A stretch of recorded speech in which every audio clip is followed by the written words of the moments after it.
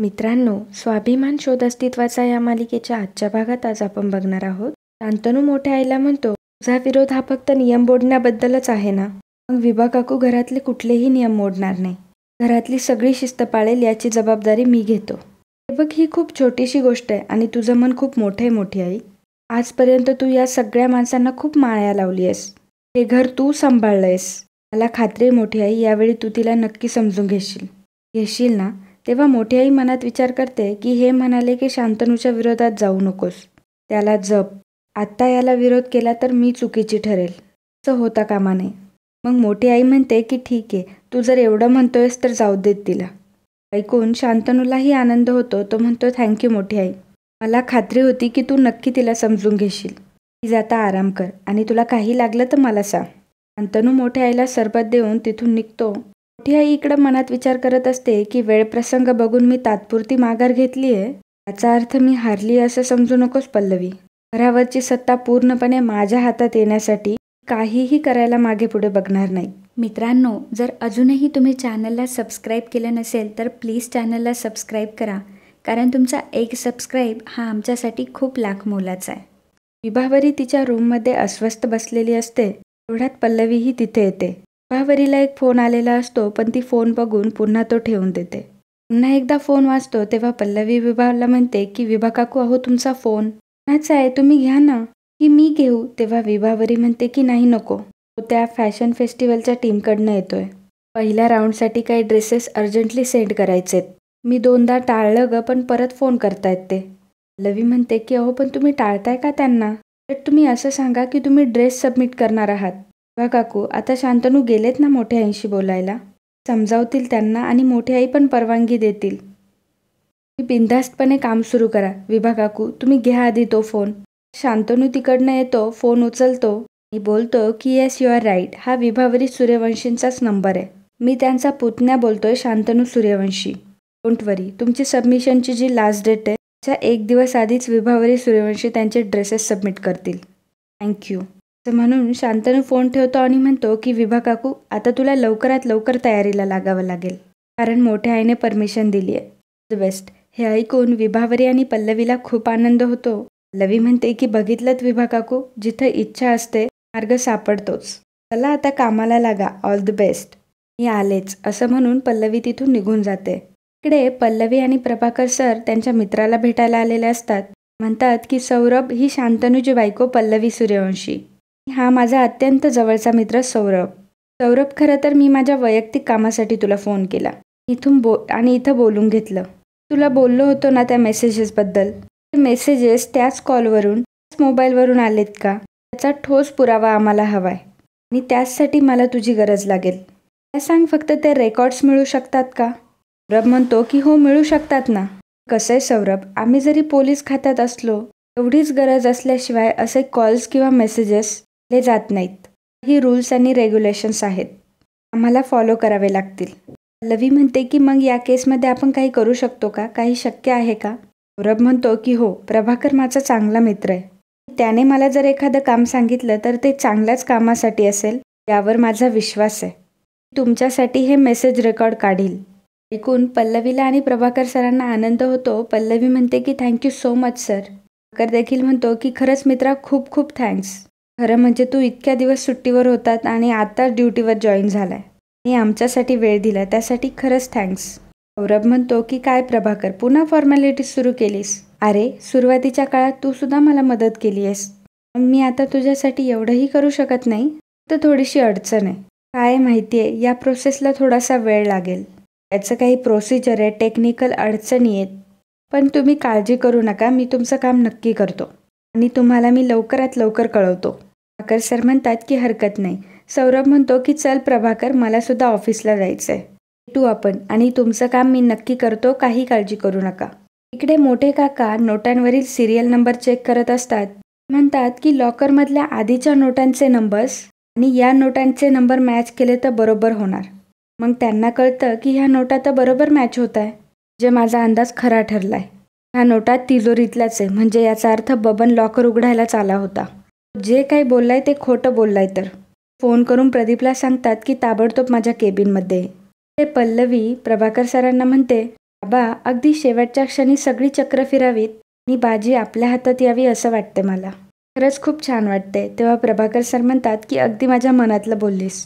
पण तुला एक सांगू, मला पहिल्यापासून खात्री होती की माझा मित्र या प्रकरणात मला निराश करणार नाही. आणि मुख्य म्हणजे तो आउट ऑफ दी वे जाऊन मला मदत करतोय. रवी म्हणते की नाही खरंय, खरंच मला खूप कॉपरेटिव्ह वाटले ते. प्रभाकर सर म्हणतात की हो, त्याचा स्वभावच आहे तसा.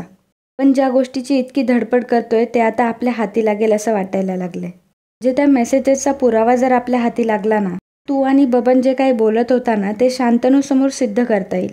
रवी म्हणते की हो बाबा, त्या मेसेजेसचे पुरावे मिळतीलच, इतर पुरावे गोळा करण्यासाठी प्रयत्न सुरू ठेवावे लागणार आहे आपल्याला. बाबा कसं आहे ना, आपण आधीपासून चांगलं करत आलो, देवाचे आशीर्वाद कायम आपल्यासोबत आहेत.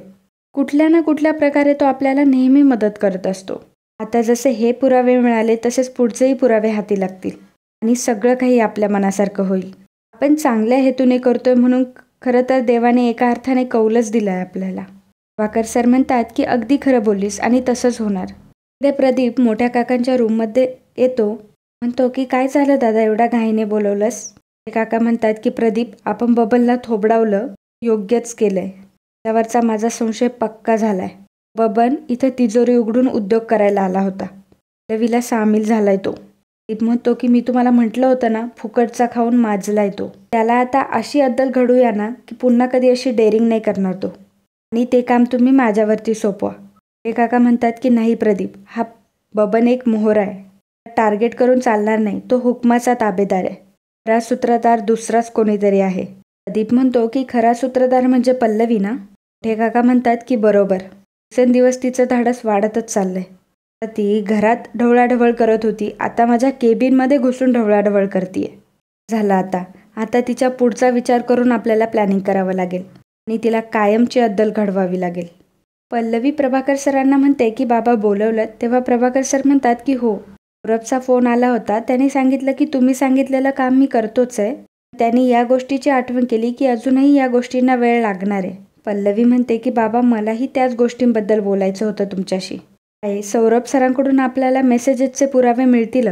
मोठ्या काकांच्या लॉकरमध्ये जे पुरावे आहेत ते आपल्याला मिळवायला हवे. त्यातून जे काही घडलं त्यातून वेगळीच काळजी वाटते मला. सर म्हणतात की कसली काळजी? पल्लवी म्हणते की बाबा बबन दादा आपली मदत करता याचा संशय आला नसेल ना मोठ्या काकांना? सर म्हणतात की नाही, मला नाही वाटत असं. कारण मी हे पैसे दिले त्यानंतर दादाने विश्वास ठेवलाच की. तू होतीस की समोर.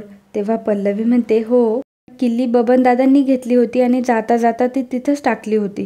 आता ती किल्ली त्यांच्या रोजच्या जागेवर नाहीये आणि अशी खाली पडलेली दिसली तर मोठ्या काकांना काहीतरी विचित्र जाणवणारच ना.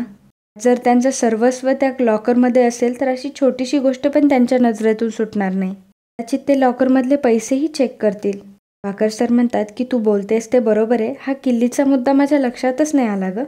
रवी म्हणते की बाबा हो, ही माणसं खूप उलट्या काळजाची आहे. आपल्या माणसांचा जीव घ्यायलाही मागे पुढं बघत नाही. बबनदादांवर संशय आला आणि ते आपल्याला मदत करता हे जर त्यांना कळलं ना, कुठलं नाहीसं करतील त्यांना. याआधी सुद्धा पुष्पाताईंनी माझ्यावरचं संकट त्यांच्यावर घेतलं होतं. दोघांना मला असं संकटात नाही टाकायचंय. प्रभाकर सर म्हणतात की बाळा मला तुझी काळजी कळते, तू कायमच सगळ्यांचा विचार करतेस.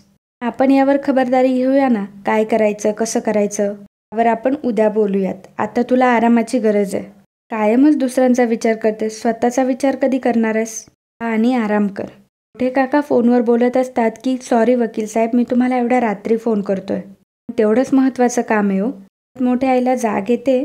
ते काका म्हणतात की मला आत्ताच्या आत्ता एक डॉक्युमेंट तुमच्याकडून तयार करून हवं आहे. त्यासाठी तुम्ही फीस डबल घ्या, मला काही प्रॉब्लेम नाही आहे. डॉक्युमेंट उद्याच्या उद्या माझ्या हातात पडलं पाहिजे. डिटेल्स आत्ताच तुम्हाला मेसेज करतो, लवकरात लवकर बघून घ्या. Thank you very much. मोठी आई म्हणते की अहो तुम्ही अजूनही जागे, एवढ्या रात्री वकिलांना फोन करण्यासारखं काय घडलंय? मोठे काका म्हणतात की काय घडायचं बाकी राहिलं सुपर्णा.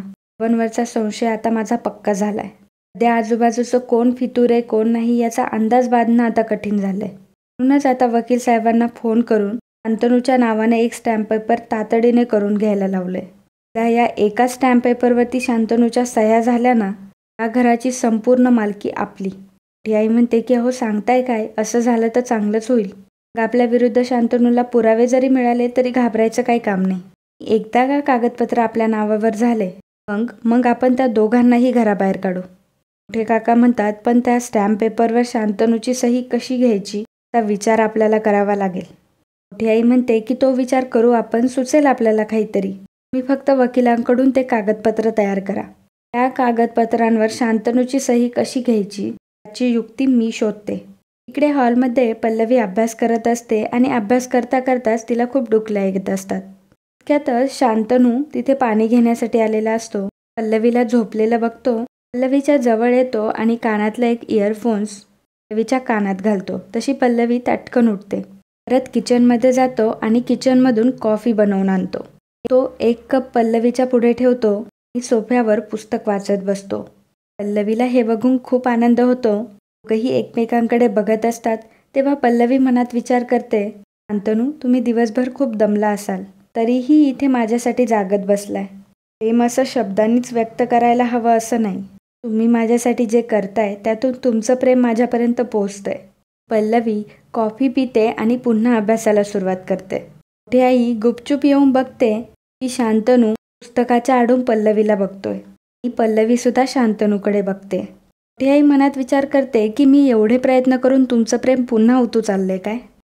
तुझी सही होईपर्यंत गप्प बसते शांतनू मी. एकदा ती होऊन जाऊ दे, म्हणजे तुमचा हा आनंद तर संपेलच. गरज पडली तर कदाचित. मित्रांनो, आजचा भाग इथेच संपतो. पुढील भागात आपल्याला पाहायला मिळणार आहे शांतनू आणि पल्लवी गाडीतून जात असताना गाडीचा ब्रेक लागत नसतो. पुढून एक मोठी ट्रक येत असते. तेव्हा पल्लवी शांतनूच्या गळ्यात पडते. पल्लवी मोठ्या आईला म्हणते की गाडीचे ब्रेक तुम्हीच फेल केलेत. मग पल्लवी मोठ्या आईला त्याच गाडीत बसवते. गाडी चालवत मोठ्या आईला नेते तर मोठ्या आईचा बीपी खूप हाय होतो. पल्लवी जोरात ब्रेक लावते तेव्हा मोठी आई खूप घाबरते. पल्लवी म्हणते की माझ्या नवऱ्याच्या जीवावर उठलात तुम्ही. यापुढे तुम्हाला पश्चातापाची संधीसुद्धा देणार नाही मी.